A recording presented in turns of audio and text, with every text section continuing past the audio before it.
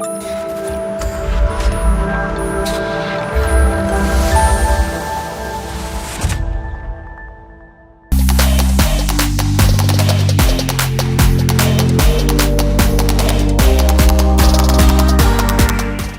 morning, everyone. Today, I would like to speak to you about an issue that comes up in conversations quite often these days. A lot of developments, in fact, technical developments are happening in the field of AI. It is really hard to just keep up with the technical developments, in fact. And companies are trying, it is cool, yeah? Companies are trying to spend millions setting up data teams, yeah? Data lakes, all kinds of irrigation systems around data, spending millions of dollars. And then at one stage when the management asks, okay, so what have we achieved? Can you measure it? The answer is very often, no, we are working on it. And this is for companies like Meta or really large companies, yeah, digital native companies, it's easy. But for most of the businesses, this is not good. And in fact, for my field itself, for AI data, it is tragic, yeah, because failures cause, how should I say, the effort or the thing that could have been achieved, it doesn't materialize. So today, I will try to give you a framework. I only have 20 minutes. Yeah, thankfully the clock has not started, which is very nice. So I'll try to give you a mental framework, pretty high level, on how to think about designing a digital transformation journey across your organization and what to focus on. What should you be trying to achieve? Yeah. And for all of those of you who are familiar with the concept of the movie Matrix, yeah, I want to use that as a metaphor and show you the similarities of what needs to be done. So today, what I will try to achieve within the next 14 minutes is, why is there a need for a change? Is there something we can learn from past changes? How do we identify opportunities? And how should we be thinking about organizational redesign? It is not just, it is not just about deploying tools, and why. And I will start with a story which has got nothing to do with AI. Once, in a small town, there were lots of people. And these people wanted to buy widgets. They were willing to spend their hard-earned money to buy widgets. But there was no supplier for widgets. What to do? And one day, one smart entrepreneur, somebody in this room, said, I can do this, set up a small organization, set up a shop, and started supplying them widgets. Everybody was super happy. Yes. And this was a small town, yeah, business relationship, everything good, I know the person, I can get it customized, all going very well. Then one day, a huge organization decided they wanted to expand geographically. This happened. Yeah? They set up a shop, a big one. We have all seen this story many times. Yeah? There have been lots of conversations about mom and pop shops surviving and against hyperstores and meta stores. And we all know how the story ends. Yes? And why is it that the story ends like this? One word, scale. There are lots of complexities, and I will, for the small time that I have, I'll focus on this most important one. Cost goes down, efficiency goes up, scale. What has this got to do with your digital transformation journey? Have we seen this before? Yeah? I think Nitish in his talk, Vikram in his talk mentioned about industrial revolution, the transformation that happened. What was it about? Scale. What a machine can do. Productivity improvement. He gave a clear example of that. About 100 years back, Ford made that famous innovation of assembly line. What was it about? Scale, through standardization, through some means. About 50 years back, when computers came into their own, people started using them, automation started, task-based automation started. What was that about? Scale. What does AI and machine learning give you?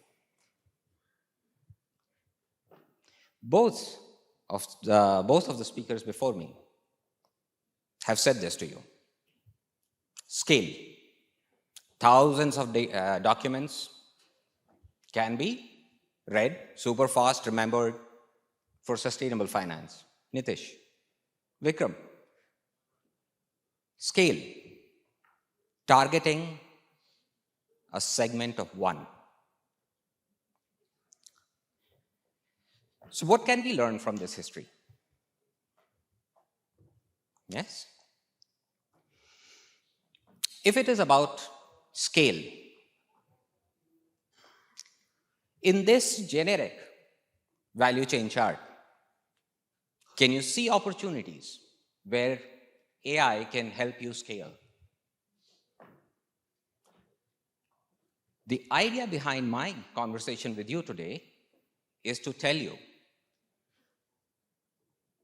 where to look for opportunities, your organizational journey for data transformation. You should be looking for scale at your bottlenecks. You should be looking for scale where you generate your profits. Yes? But this is something new.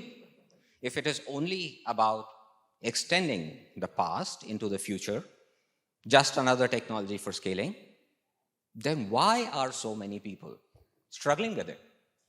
Why are all these data lake and data warehouses and lake houses and I don't know what not, are basically sink for millions of dollars?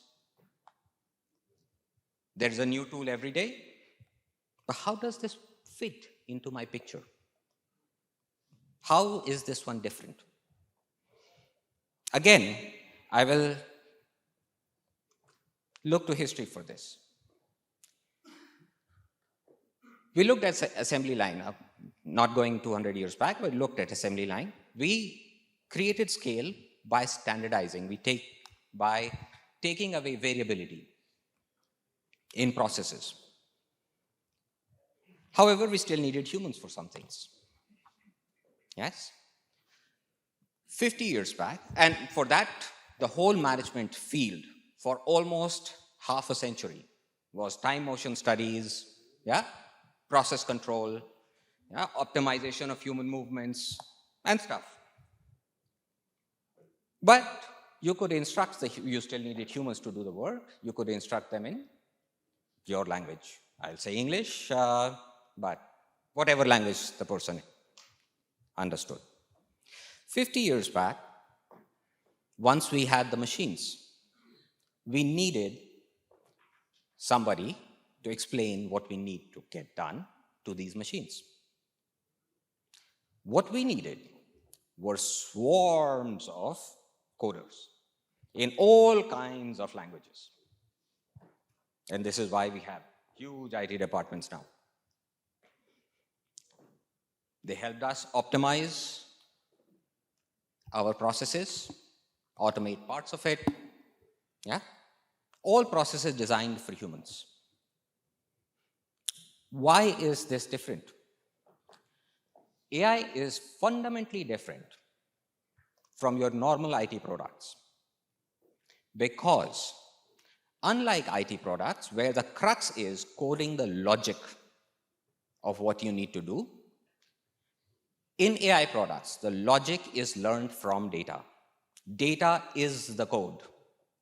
The code by itself only tells you or tells the computer how to learn.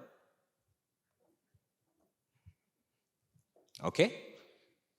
So once I've set up all of this context, well, we know it is different. So what? How does this understanding help us in our journey? This is what your AI sees. This is the instruction to the AI.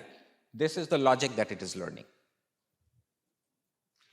An organization, which does not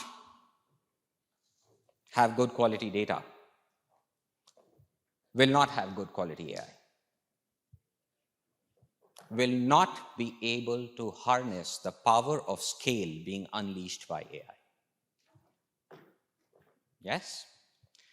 Other interesting things about AI. AI learns continuously. It adapts continuously. It can change its methodology to learn really fast. And it is practically indestructible. It will never die. It is worse than, flu. So, this is your new worker. This is the talent we want to attract, to unleash the power of scale. How do we do it? The same way you attract humans to your organization. When you say, I want to hire the best talent, what does it mean? All present organizations are designed for humans. And whether you note it or not, your processes, your optimizations, your instructions, your instruction manuals are designed for humans to understand, which always, a human mind comes with its own context. Yes? Which means an instruction that works for humans does not work for AI. In fact, this is giving an example from Vikram's talk. He was saying, choose one of the objectives, because 4 objectives, very difficult. Yeah? Also, your organizations are built with transaction focus. Once the sale is closed, what you need data is for reporting, for humans. Yes? And reporting means I need the final data at some endpoints. Correct? As long as this is roughly okay, humans will consume it. But my AI needs to see the whole picture before it can make sense of what is going on. Okay? So we now know that my AI sees the matrix, which means if you really want to unleash the power of scale using AI, you really have to focus on data. You have to figure out how to maintain what is important and how to maintain pristine data. Okay, I'm going to run out of time, so I will hurry a little bit. Actually, I anticipated. So the next 2 topics are kind of yeah, discontinuous. But data, these are two high-level points I will leave you with. All data is not equally important. All data is not born equal. And you've heard, brilliant, like Meta, network effects. Anybody, the value increases by n square of number of nodes. True also for data. This much data, very nice. This much data, the value doesn't scale linearly. In fact, scales pretty much at square. But not all data is born equal. So what data should you be focusing on? Yes, because every activity is generating data. I just can't keep monitoring every activity and data stored for quality. You need to focus on your business strategy. AI, unlike Meta, may not be the focus of your organization. You're manufacturing widgets. What is your business strategy? Where are the bottlenecks? How to use AI to scale and de-bottleneck? And for that, what data do you need? Where are you going to deploy your AI workers? Align with your business strategy. Formulate a data strategy and follow through. This is my last point on this. Build data factories. The idea, exactly like 50 years back, is build AI factories. In fact, some of the companies like Microsoft, etc., have started naming their products. This is AI at scale. This should be the goal. Yeah. So, seeing the matrix is the key to becoming AI-ready organization. Remember, this is the main message from me to you. If you're not seeing the matrix, AI will not be able to work for you. You can plead with it, grovel before it, throw money at it. It will not work. Seeing the matrix is the key to becoming AI-ready. Yeah? So just to summarize, AI can unlock scale for you. But this is only possible with high-quality data. Yes? This requires a fundamental shift in organizational design. I didn't get into too much detail on this point, but this is something you will realize as soon as you start looking at data this way. Data network effects, not all data is born equal. Yes, and aim to build AI factories, because you don't want to be that small shop. And it is only a matter of time before somebody figures it out. There are lots of small shops. Yeah, there are very few hypermarket chains. Thank you. Yeah. Let's give a round of applause, ladies and gentlemen. For more.